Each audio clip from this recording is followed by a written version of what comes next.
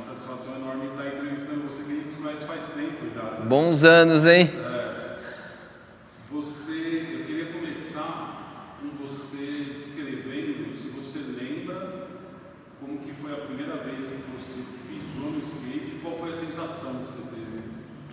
Eu lembro, eu era bem pivete, eu tinha uns 8 anos, mas eu me recordo bem, eu morava ainda nessa época na Vila Madalena, e já tinha uma galera no prédio que eu morava que andava de skate, e aí eu ganhei um skate de um tio meu, que era um skate tubarão bem tosco, assim, de plástico, mas eu me divertia pra caramba, assim, aquele skate travado, eu não entendia por que os outros skates andavam mais do que o meu, eu achava que eu que não sabia andar de skate mesmo, mas foi essa a minha primeira impressão com o skate, foi no skate bem tosco, tubarão, assim, de mercado, e lembro muito bem. Quanto foi importante para você lançar o vídeo Pro para Bolovo, no momento que você se profissionalizou, como que foi esse momento na sua carreira? Foi um momento, tipo, marcante pra caramba, foi um divisor, assim, até pro mercado do skate na época, porque eu não era um cara que tinha títulos, lógico, eu segui o caminho de correr o circuito mirim, iniciante, depois amador, mas não era um cara que a minha relevância era em campeonato. E na época a Confederação Brasileira de Skate priorizava muito isso, o cara ser competitivo, ser de campeonato, e eu já tinha nome em outras coisas, já tinha 2 revistas, entrevista em revista, mas eu não tinha o principal, que era uma videoparte. Então a gente se juntou com a Bolovo, fizemos essa videoparte que ficou com o nome até de Problemático, né? Porque pela confederação eu não passei, mas pelos meus patrocínios eu passei para profissional. Então isso abriu portas para vários outros skatistas, cara que era do interior, cara que era de outros lugares, que não estava ligado só a São Paulo, também ter essa oportunidade de passar para profissional sem ter títulos. Porque eu acho que o cara ser um profissional de skate não é por causa dos títulos. Claro, campeão, tudo, é importante também esse outro lado. Mas tem vários outros skatistas que querem fazer igual eu faço. Trabalhar no lifestyle, trabalhar em videoparts, entrevista, televisão, que seja. Tem vários outros meios para o seu nome ficar em alta e ter um bom nome, independente de campeonato. Sim. Eu lembro que no final tinha um agradecimento especial. Naquela época eu não agradecia a CBSK, depois passou um ano, eles me passaram para profissional sem eu saber. Meu pedido no primeiro ano foi negado e depois eles aceitaram, depois desse rebuliço que deu no mercado, porque na época a Monster e a Vans iam me profissionalizar e a Bolovo também, né? Eu estava também um pouco preocupado financeiramente, porque eu queria um salário de um profissional, então as marcas me profissionalizaram, mas a confederação não. Então foi um rebuliço negativo, mas positivo para mim, assim, eu usei ao meu favor isso daí. A gente vai falar muito do mercado e como você atua hoje, mas o quanto foi importante para você criar a sua identidade e alavancar a sua carreira com o programa da MTV que você participou? Fala um pouco. Foi legal pra caramba, assim, foi importante demais essa época de televisão, a MTV era uma TV aberta, então, de verdade, eu era muito novo, não estava preocupado em visibilidade, a gente nem tinha noção que ia ter uma repercussão tão grande para fora, assim, de outras pessoas que não tinham nada a ver com skate, assim, o meu papel na época era levar o skate para o máximo de pessoas possíveis, com uma televisão aberta. Só que na época teve um pouco do haterismo, vamos dizer assim, dos haters do skate, de falar, mas isso não é skate, por que esse cara tá na televisão levando skate? E eu não sei o porquê disso, porque eu tava me divertindo, eu não tava ligando para ninguém, eu tava num canal aberto de televisão mostrando o skate para um monte de gente, e foi importante pro meu nome, porque além de levar o skate para outros lugares, levou o nome do Dexter para outros lugares. Eu estava cercado de vários outros profissionais incríveis, o Doguete do BMX, Diego da moto, o Thiaguinho do surf. Então, para mim, como imagem, foi muito bom. Agora os haters continuam na deles, né? Não tô nem aí para eles. Agora mudou, né? O que eu fazia com a galera me pagando, hoje estão fazendo de graça, né? Esse tipo de conteúdo. Hoje você se considera mais um atleta empresário ou produtor de conteúdo?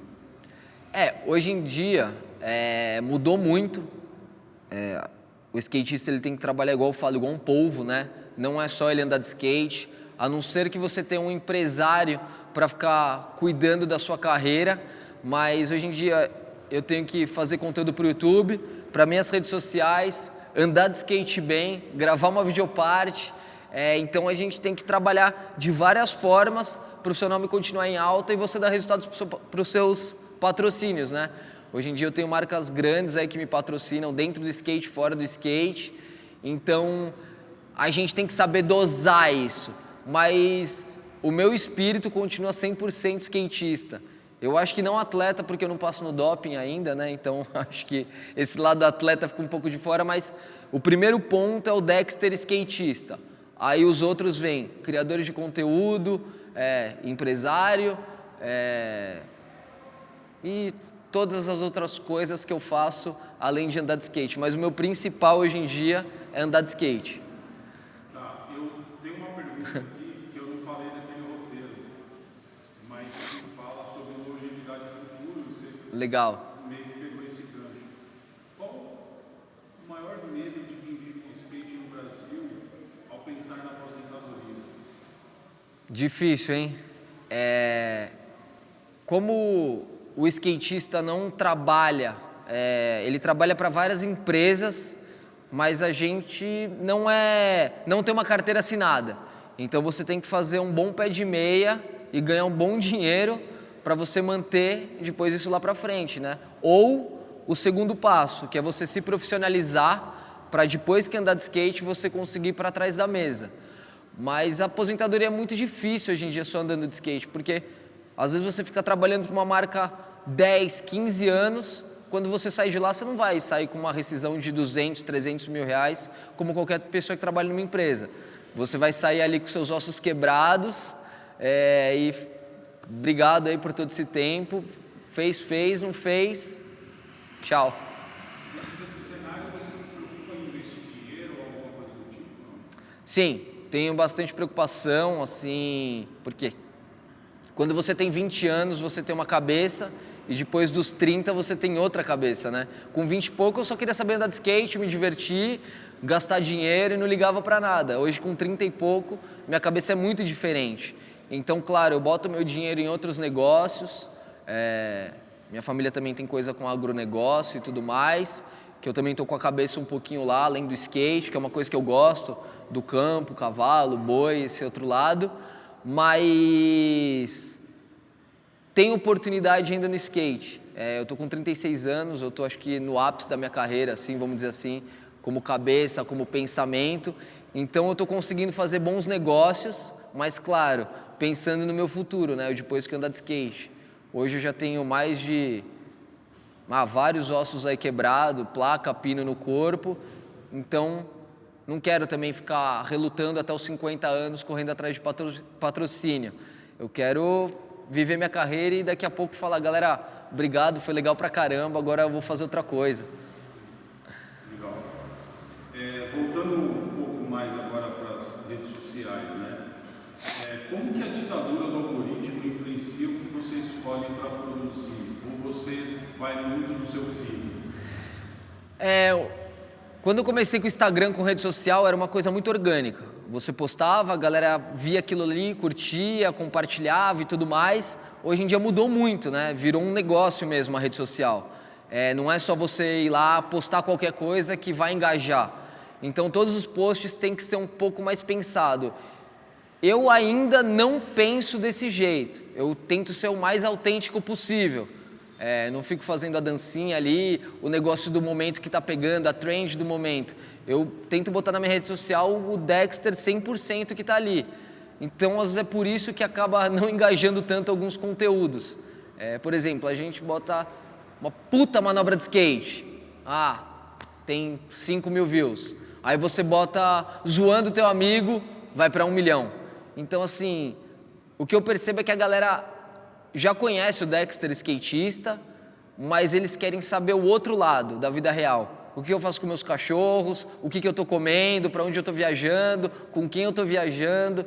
Então, quanto mais 100% você está lá filmando a sua vida, é o que as pessoas querem mais saber.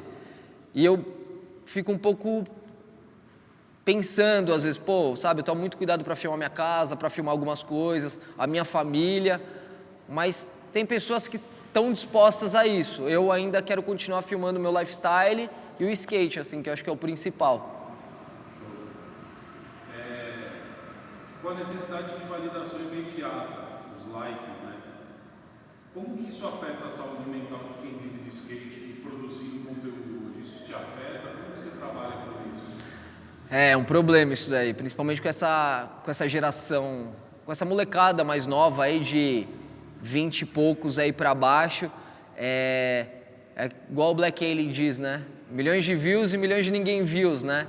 O que adianta o cara ficar preso só numa rede social com milhões de seguidores, milhões de views, mas o cara não tá na sessão de skate, não tá com as pessoas verdadeiras, não tá sendo visto presencialmente, só no digital. Então eu acho que nada subestima a sessão de skate real, sabe, pra mim.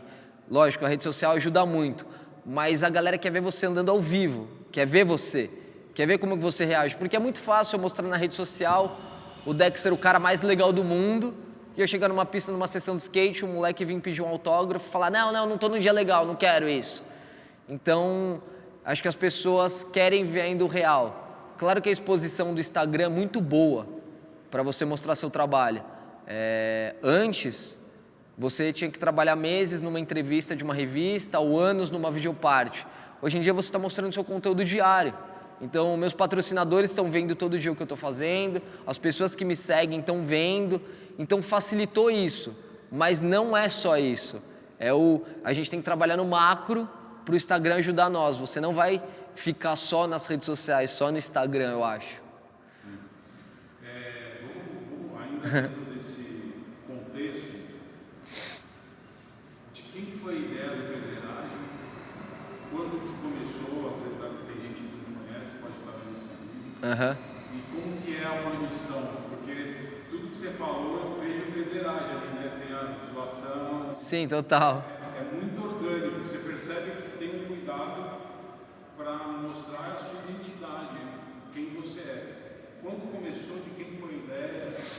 Quem que está por trás te ajudando? O Pedreiragem começou, acho que 4 anos atrás, não mais. Tem mais de 5 anos o Pedreiragem já. Eu ia lançar um Pro Model de tênis pela Vans, um Colorway, na verdade, um tênis com o meu nome. E, claro, todo tênis tem que ter uma história, né? Não adianta só ser o tênis do Dexter, é legal ter uma história por trás.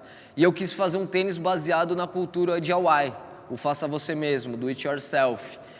E só que assim, eu era um cara que já tinha construído algumas coisas na pista da saúde, algumas coisinhas na rua, mas eu não era o cara da construção e nem hoje eu sou o cara da construção.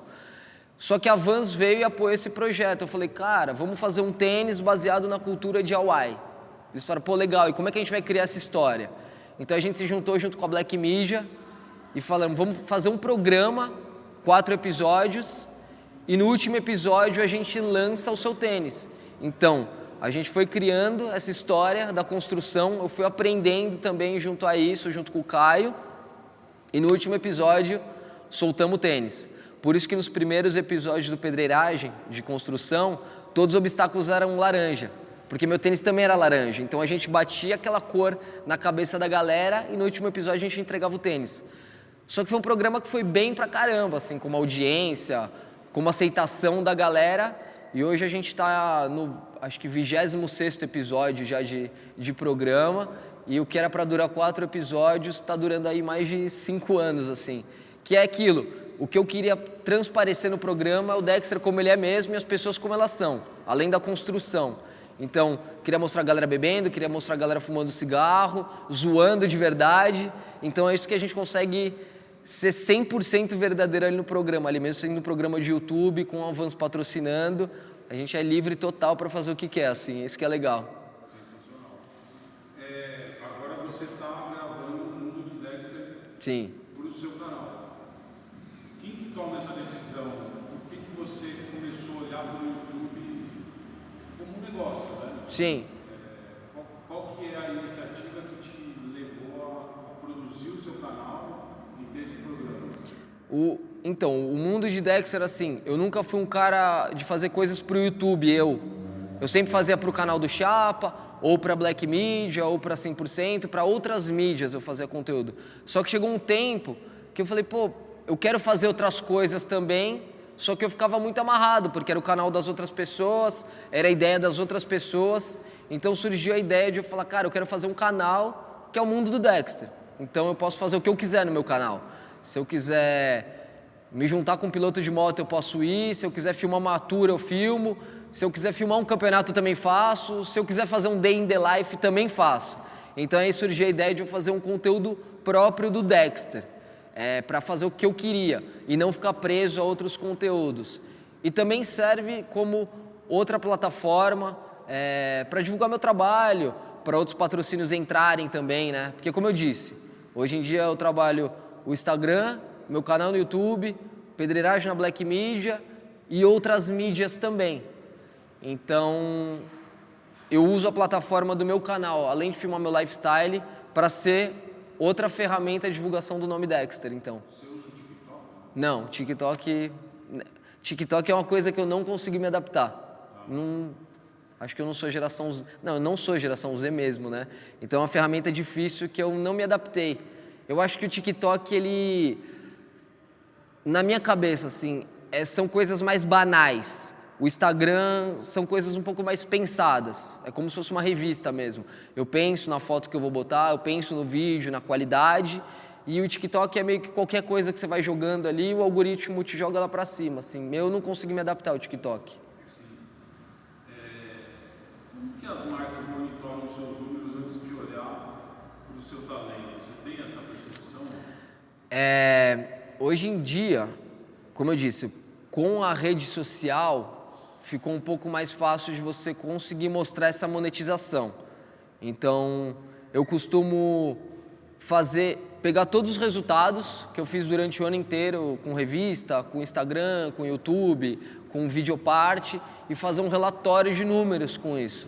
Então, a rede social, o Instagram, ajuda muito isso, porque hoje em dia você consegue ver ali o perfil do seu público, a faixa etária, a quantidade de visualização, tá tudo ali robotizado ali por números, né? Então isso facilita.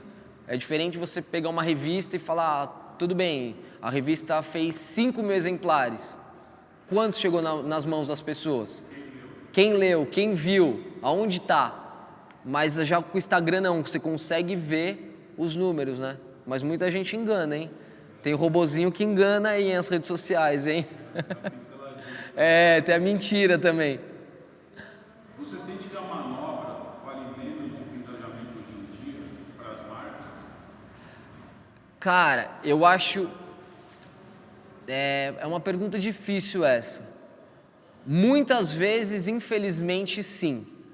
Muitas vezes. Apesar de estar mudando um pouco isso, quando começou essa onda mesmo do Instagram, algumas marcas até queriam que o skatista ficasse postando, mas eu acho que isso acabou um pouco.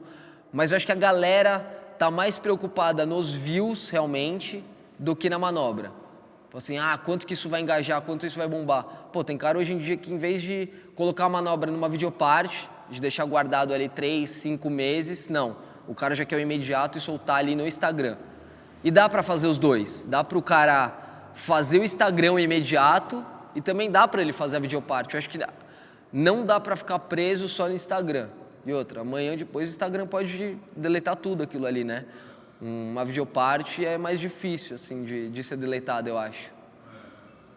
O YouTube tem uma... Mesmo que apaguem o YouTube, os filmers têm ali no cartão, tem na fitinha ainda, quem tá filmando de VX ainda, né? O celular, assim...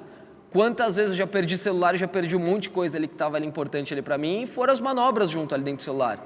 Então, assim, já a videoparte é muito difícil, né? Você ter o filmer ali, com ele gravando, é difícil perder isso.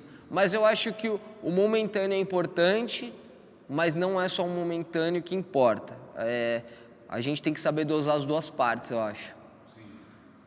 Pô, tem uma pergunta aqui que está escondidinha. O que aconteceu com... Você acabou de falar, mas o que você sente? Assim, o que aconteceu com o mistério e a exclusividade que as revistas de papel traziam? Não tem mais isso, né? Não tem, acabou. Assim, Temos aí a 100% Skate ainda que, pô, tem 100% Skate, tem a Code, tem algumas mídias do papel ainda que relutam com aquilo. Eu até legal falar isso assim, sorte de poder ter entrevistas, de chegar num lugar no interior ou em outra cidade ou até em outro país e ter um pôster meu em algum lugar. Isso eterniza. É muito legal hoje, até hoje, assim, folhear o papel, mas infelizmente mudou, né, cara? Mudou o digital, o papel ficou caro de imprimir. Hoje em dia a galera pega a revista e já descarta. São poucas pessoas que guardam aquilo ali mesmo. Pô, vou guardar uma revista, sabe? Vou compactar, vou segurar aquilo ali mesmo, pô, na mão. Vou guardar na minha casa, vou deixar ele na estante. Mas o mundo dá voltas, né, cara? Pode ser igual o vinil tá voltando. Então pode ser que aconteça a mesma coisa com a revista. Eu espero que aconteça a mesma coisa, que ela volte, porque eu gosto muito de uma foto assim na revista, assim, todo mundo gosta, né? Você prefere filmar ou fotografar? Eu gosto dos dois. Eu gosto, assim, para fazer uma sessão, eu gosto muito quando tá o fotógrafo e o filmer. Antes, há uns 15 anos atrás, você tinha que ligar pro fotógrafo, né? Cara, vamos lá fotografar. E nem sempre você ligava pro filmer. Hoje em dia mudou. Hoje em dia você liga pro filmer, pô, se tiver algum fotógrafo na sessão, beleza. Mas é até isso também. Hoje em dia o trabalho do fotógrafo tá difícil, porque por causa das redes sociais, são poucos fotógrafos que conseguem vender a foto para as marcas. Mas é um trabalho também que eu reluto dentro de todos os patrocínios que eu tenho. É tipo, cara, vamos ter uma foto boa. Pô, tô na sessão, tem o fotógrafo também. E as fotos também são usadas em rede social, em vitrine de loja. Antigamente tinha essa questão, a marca fechou um ano com a revista. Isso. Todo mês você tinha que, de repente, ali vai, tinha outros atletas. Sim. Talvez a cada 2 meses você tinha que chegar com uma foto para você aparecer. Exato. Eu acho que também os fotógrafos também tiveram que se atualizar com o formato de foto. Porque antes você fazia uma foto que o cara ficava pequeno, mas era dentro de uma página dupla ou de um pôster. Hoje não, se você fizer uma foto que o cara fique muito pequeno, quando abrem a rede social ele fica pequenininho ali.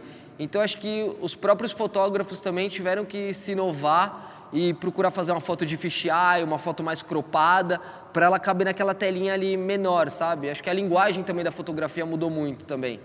Alguns tiveram que começar a filmar. Você teve que começar... Mano, o que sucesso representa pra você hoje? Sucesso? Cara, eu acho que assim, o sucesso nunca vai ser agradar todo mundo. Jamais. Ninguém consegue agradar todo mundo. Por um tempo eu pensei em, as pessoas, todo mundo gosta do que eu faço, mas você nunca vai agradar todo mundo. Eu acho que o sucesso é você fazer o que acredita, né? Ter consistência naquilo que você acredita, da forma que você acredita. Muitas vezes você tem que remar contra a maré. Eu remo várias vezes contra a maré. Hoje em dia eu remo também muito, mas eu estou confiante muito no que eu faço. E todas as vezes que eu estava muito confiante no que eu faço e com meus princípios, as coisas deram certas. Então, para mim, sucesso é isso. É chegar aqui onde eu cheguei, acreditando no que eu faço e com pessoas que eu gosto, assim, sabe? Se eu agradar as pessoas que eu gosto, que são meus amigos próximos, minha família, essas pessoas verdadeiras, olharem e falar, caramba, o que você faz é demais, eu tô feliz, assim. Já a opinião dos outros, infelizmente ou felizmente, a gente não tem controle, né? Então eu posso fazer uma parada que é legal pra caramba pra mim, mas não agradar o outro. Então nem sempre o que é bom pra você é bom pro outro, né? E é assim que faz as diferenças das pessoas, né? Como que você cuida da sua marca pessoal hoje? Porque a gente estava conversando ali fora e vamos pôr ali, uns 10 anos atrás, você tinha uma pegada. Sim. A gente percebe que você mudou. Como que você cuida disso? Qual cuidado que você tem disso? Assim, de expor quem é você? O Dexter de hoje em dia mudou muito. Assim, até de 10 anos pra cá, eu sou outro Dexter. Eu acho que a gente tem que tomar muito cuidado como que a gente influencia as pessoas, sabe? Eu sempre fui doidão minha vida inteira, em atitude e tudo mais, mas muita molecada nova olhava e falava, o Dexter é doidão.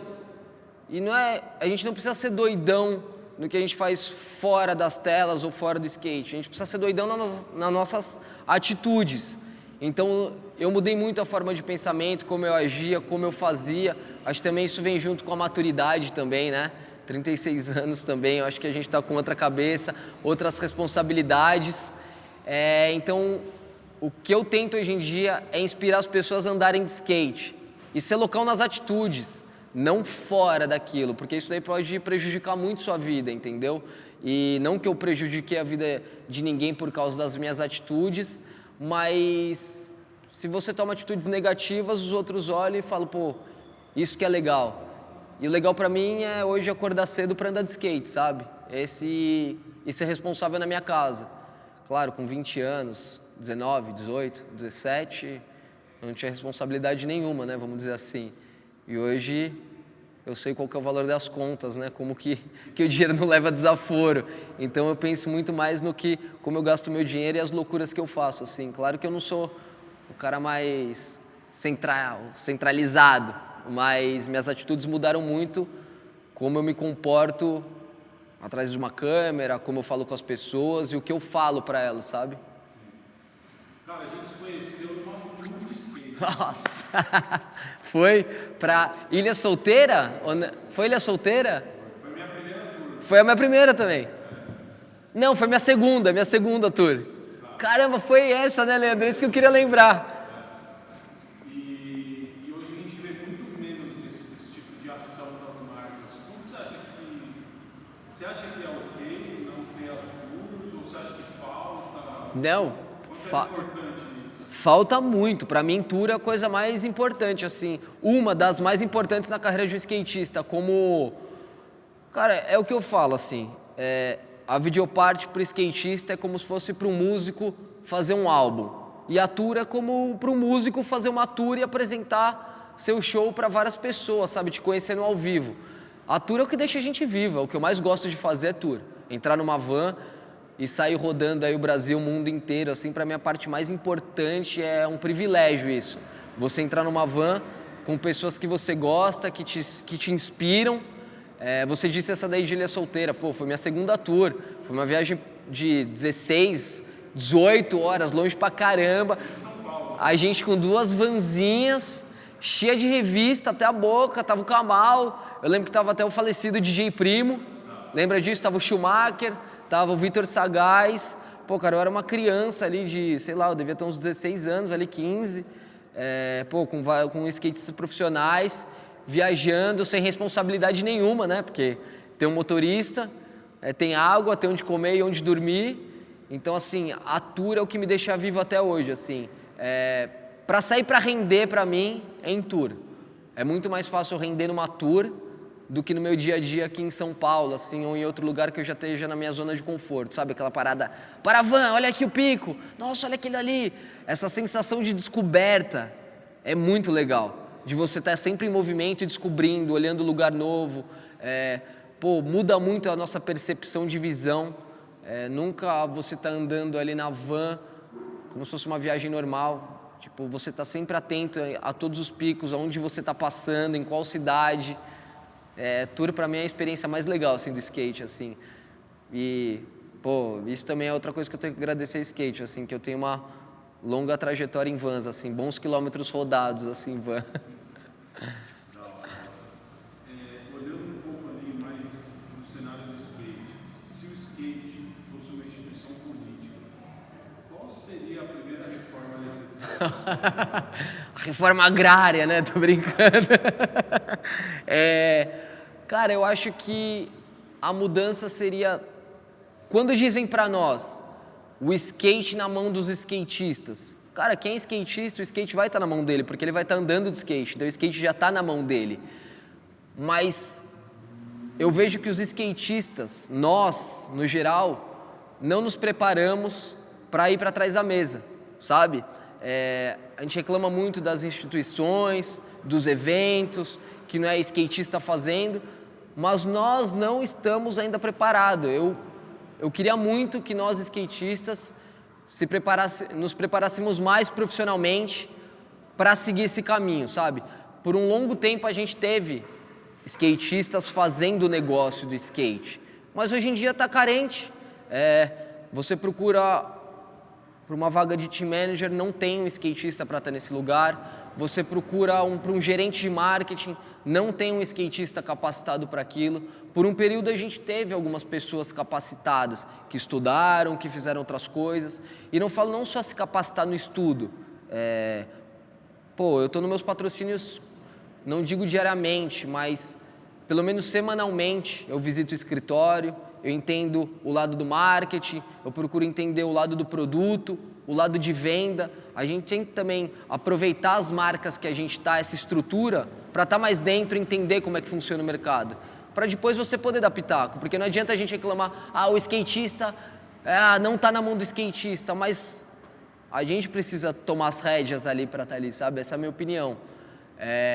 Então, galera, vamos estudar também, vamos se capacitar, vamos estar mais linha de frente. A gente é muito unido, tem muita gente com muita ideia boa para fazer, tem várias pessoas talentosíssimas no nosso meio, mas a gente tem que se capacitar e se organizar mais, assim, sabe? É minha cabeça, assim, que eu tenho, sabe, hoje em dia, de a gente tomar as rédeas de novo. Defina o atual cenário do skate em uma palavra. Putz, difícil, hein?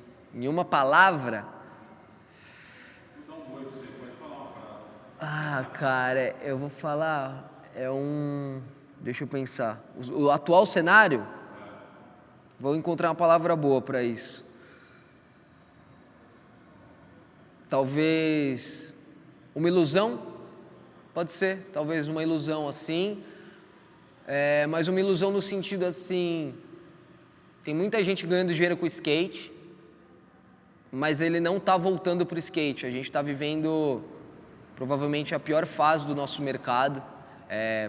Se eu conversar com um skatista dos anos 2000, dos anos 90, a gente passou por várias fases. Acho que é a segunda fase só do skate que eu estou passando, assim, da minha carreira, né? Mais de 20 anos andando de skate, mas a gente está com o mercado totalmente abalado. Infelizmente, a televisão está mostrando muito skate, mas as skate shops não estão vendendo, a mídia não está lucrando com isso. Os campeonatos pagam boa premiação hoje em dia, pagam ótimas premiações, mas são muitas poucas pessoas que estão dentro desses campeonatos. Skatista igual eu, que não vive de campeonato, acho que no Brasil aqui a gente conta em duas mãos, talvez, aqui, né? Em 10 dedos. Então, assim, a gente está vivendo um cenário que o skate está em alta para a mídia, mas o nosso mercado está praticamente quebrado, assim. Isso não vem só do mercado brasileiro, eu escuto muito do mercado mundial, né? O Brasil acho que é o segundo maior mercado de skate, acho que o mercado americano está passando por uma fase muito bizarra também, mas tudo isso é reflexo, né? É reflexo de novo, né? O skate não está nas mãos dos skatistas. Enquanto as próprias mídias estavam fazendo campeonato, as próprias revistas estavam fazendo campeonato, os skatistas estavam fazendo campeonato, estava tudo legal. Veio gente de fora, meu amigo, eles não vão entender nós. Então, a gente perdeu as rédeas aí um pouco aí, mas uma hora esse dinheiro bom que está entrando dessas marcas de fora, de banco, estatais, volta pro skate verdadeiro, assim, que retorne para as skate shops, que retorne para os skatistas que são mais... Eu não vou dizer essa palavra underground, né? Porque não adianta falar, o skatista é underground. Para mim, underground é sem patrocínio. Tem 2 undergrounds. Ou o cara é milionário e não depende de nada, ou o cara não quer aquilo ali. A partir do ponto que você bota um logo no peito, você já não é mais underground. Sua essência é underground, mas você não é um cara underground. Não existe underground com patrocínio, acredito. Eu recentemente teve um mundial de skate aqui no Brasil. E eu tive extrema dificuldade para me credenciar, mesmo com contato com gente lá dentro, trabalhando lá dentro. Você tá mal. Claro. As pessoas tentaram me ajudar, eu não consegui me credenciar. Não conseguiu. E isso me trouxe uma palavra assim, inclusão. Para mim, o skate sempre foi inclusão, porque eu não me dava bem com aquela galera e com a galera do skate eu tava. Com a galera do skate eu me sentia pertencente. Assim. Sim. Quanto você acha que o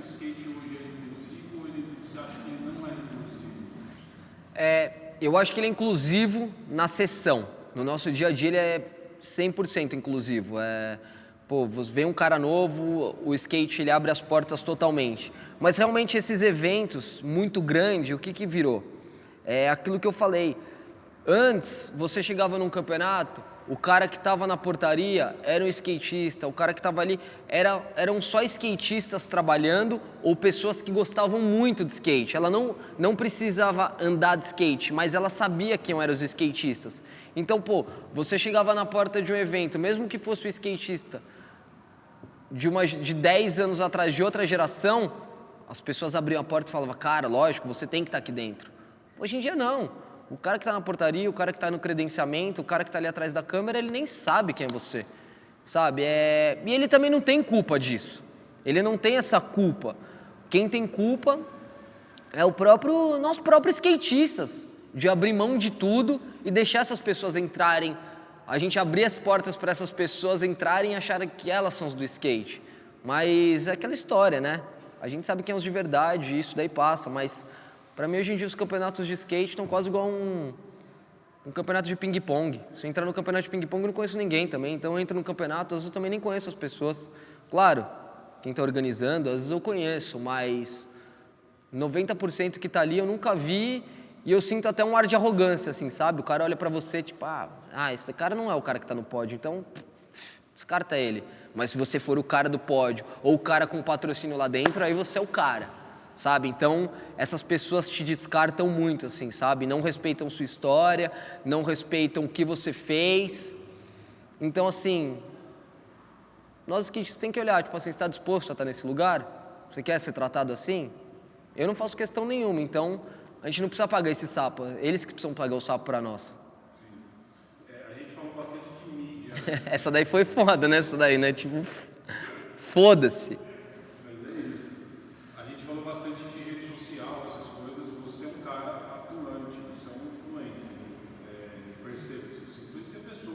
Sim. Mas você também foi o cara que teve ali no mundo das revistas, das produções de revista. Você acha que esse momento das revistas hoje meio que acabou? Sim. Tem o Everton que está ali investindo na Code, mas eu vejo que é uma correria. Uma correria. E a 100% também. Você acha que volta algum dia essas fases das revistas ou já era? Volta. Eu tenho certeza que vai voltar a fase da revista, porque... Eu vejo muita galera nova se movimentando para fazer. Por exemplo, agora tem aquela revista Cliff, né? Cliff, que é uma revista nova.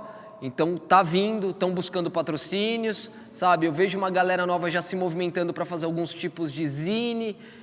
Talvez demore um pouco de tempo, mas eu acho que em breve vem uma novidade boa, assim, sabe? Pra gente olhar e falar, caramba, faltava isso aqui, sabe?